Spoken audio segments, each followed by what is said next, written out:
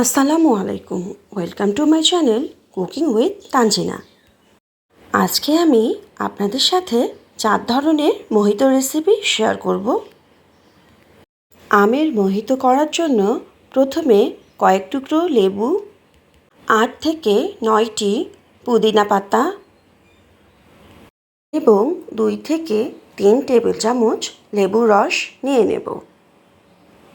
এবার সবগুলো উপকরণ 1 থেকে 2 মিনিট স্ম্যাশ করে নেব। বেশিক্ষণ ধরে করলে পুদিনা পাতা তিতা হয়ে যাবে। এবার 1/4 কাপ আমের টুকরো দেব, আইস কিউব দেব 3 থেকে 4টি, আপনারা চাইলে এর চেয়ে বেশিও দিতে পারেন। 3 থেকে 4 টেবিল স্পুন ম্যাঙ্গো পিউরি দিয়ে দেব। এবার আবার 5 থেকে 6টি পুদিনা পাতা এবং লেবুর টুকরো দিয়ে দেব। এবার গ্লাস ভরে সোডা ওয়াটার দিয়ে হালকা করে নেড়ে নেব। আপনারা চাইলে সোডা ওয়াটারের পরিবর্তে 7 আপ বা স্প্রাইট ইউজ করতে পারেন। এবার 1 টেবিল চামচ আইসিং সুগার দিয়ে দেব।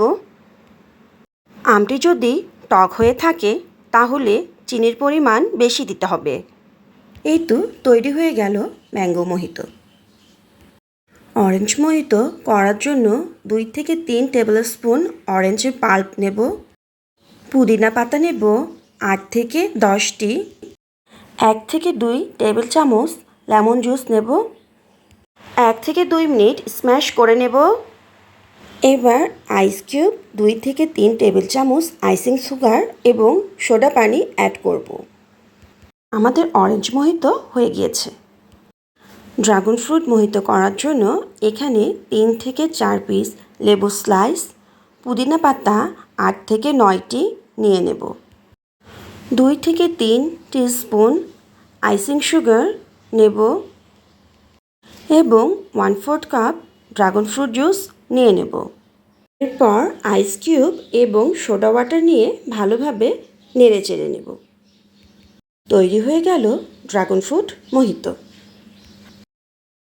ভার্জিন মোহিতো করার জন্য এখানে আমি 6 থেকে 7 পিস লেবু স্লাইস নিয়ে নিয়েছি, পুদিনা পাতা নিয়েছি 8 থেকে 9টি এবং আইসিং সুগার 2 থেকে 3 টেবিল চামচ নিয়ে নেব।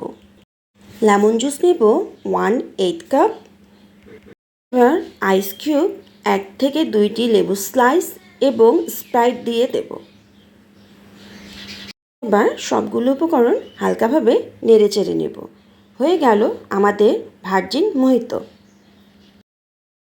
রেসিপিটি কেমন লাগলো অবশ্যই আমাকে কমেন্ট করে জানাবেন। আর রেসিপিটি ভালো লেগে থাকলে লাইক, কমেন্ট, শেয়ার এবং সাবস্ক্রাইব করবেন। আল্লাহ হাফেজ।